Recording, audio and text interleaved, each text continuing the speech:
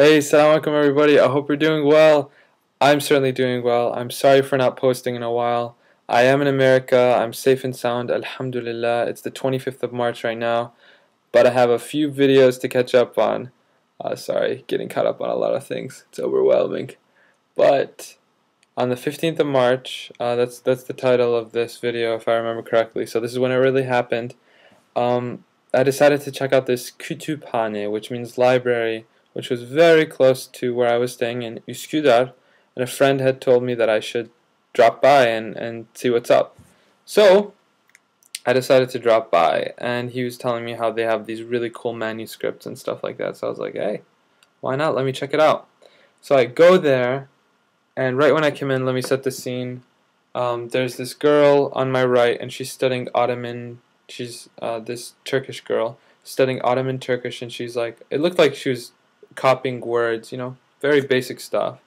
In the back are the manuscripts. I can kind of see them, but they have this huge black curtain, which just like covers everything, and this sort of jail in front of it all, like metal things coming down, and a gate with two locks. And then very close to that was this guy who had this very interesting mustache. It was pretty big, actually. And what he was doing is he was taking pictures of a manuscript. So he had the book, he would flip the page, and then this glass thing would come down, and then he would push a button, and I noticed there was this camera set up in a vice-like device, and he would take a picture.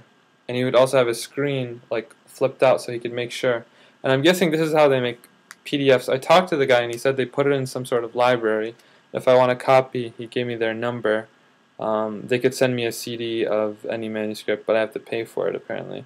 But a lot of them are available online for free as well. So I finally figured out how they do it. It's very interesting. And then there was a gentleman on my left who was helping me out. And he was just like, hey, what's up? He didn't seem to care too much about what I was doing or what I was interested in. I came there to see old stuff. I had nothing in particular. So he showed me their archives, and you have little note cards. It's totally old school, even the writing and everything, of all the books, all the manuscripts that they have inside. And so I go there, and I'm not looking for anything in particular. I just want to see like the oldest thing.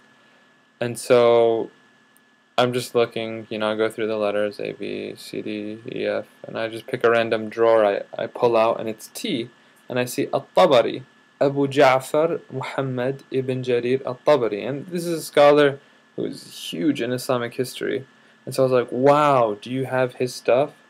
And he's like, what's the number? And I just tell him the number, and he sees it, and he's like, 1 second. He goes into the back, closes that gate behind him, and after a minute or so, he comes back with this little booklet and just puts it down. And he's like, can I get your passport? And I have to fill out this information, stuff like that. So I fill it all out. Even though I was like, I don't want to check this out. I just want to see it here. I'm leaving tomorrow. He's like, just fill it out. He didn't seem to care too much. So I fill it out, and then I sit down and I read. It's in Arabic, and I'm like, this is not Arabic. It was Osmanlıca, so Ottoman Turkish. I was surprised by how much I was able to read. I'm able to understand quite a few words. Well, okay, I don't want to make it seem like I know so much now anymore. Basically, I wasn't totally ignorant of everything on the page. I could see the words that were of Arabic origin or Arabic. Those were very clear to me, and I understood bits and pieces, although I'm still not at a level where I can understand the main idea, especially because of the grammar. I heard, one of my friends said I should study Persian grammar for a couple months to get that down. And then also there were some basic words, like in spoken Turkish, which I found there as well, and so that was cool to see. But it was very clear to me that this was not At-Tabari's work, it was rather something he had written, which had been translated into that. So I was just like, I just stood up, well, first when I was confused, and I was like, but this isn't Tabari's work, why do you have that under the author's name? And I was like, maybe is this correct? And he just like gives me this look, and he's just like, look at the number on the book, look at the number on the note card. Is it the same number? It's the same number. He just recited it in Turkish. I was just like, okay, this is not going anywhere. Thank you very much, sir. And I was about, I was just leaving, and I was like, okay, I mean, pretty cool, but not so special.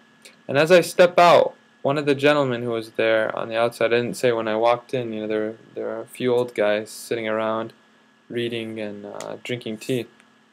He he stood up and he was like, "Where are you from?"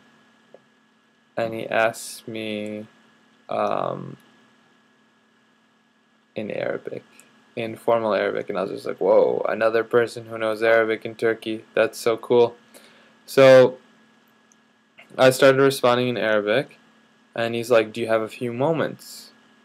And I was like, "Sure." He's like, "I want to show you something." So he goes inside, and this guy was really excited. He wasn't like the other guy.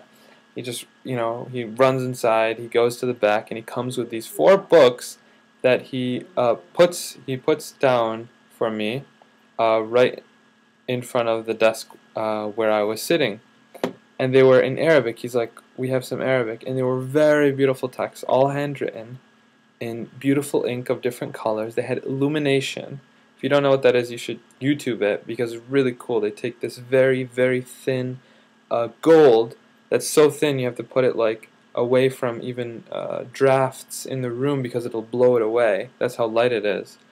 And they shape it and they cut it and they make different they make like you can make like I saw some of the Christian ones and they were making like Mary and Jesus and stuff, or like you can just make designs, or it could just be the margin around the page. It's really, really interesting stuff. You should check it out. And then they also had Ebru. Ebru, I don't really know. Okay, what I know is that you make this design on water and then you put something on top. And so I saw outside covers and inside covers made out of Ebru. I actually saw some hijabs made out of Ebru, which were really beautiful and artistic. Hijabs, headscarves, sorry. Um, so it was hard to read at first, but I was able to get through most of it actually pretty well. And I would, sorry, and I was happy about that. So it was just really cool. It's like you're sitting down, you've been studying this language for a long time, and here you are reading it in classical, not only classical language, but also very old, handwritten. I mean, just think of what these pages have seen, and think of how it was transferred. It was written down by one person centuries ago. It just got me really excited. Um, then he was like, "Did you like them?" Well, he said he brought me four. He left two with me. I guess the other two were rare, and they were all first editions. He's like, "These are all first editions." And I was like, "Did you like them?" I was like, "I loved them."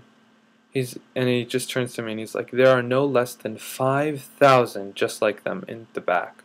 And I was like, "Whoa," because it did not look that big to me. It did not look that big to me at all. Um, so I stepped out, and this old guy started speaking to me in Arabic as well, and I was like, "Whoa!"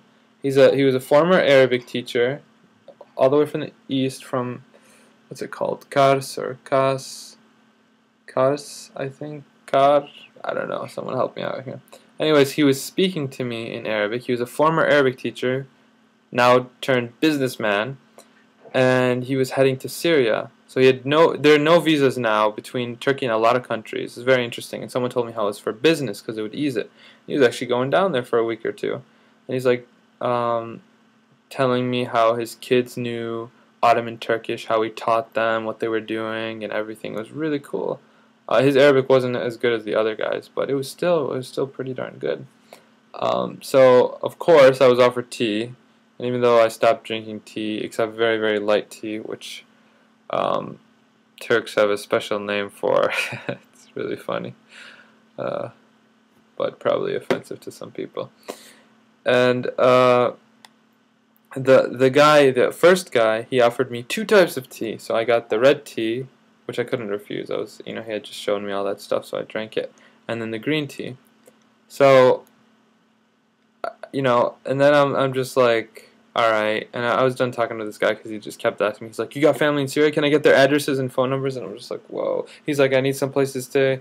And it's not that I'm being mean or anything. I'd love it if he could crash in my place, no problem. But we're talking about family and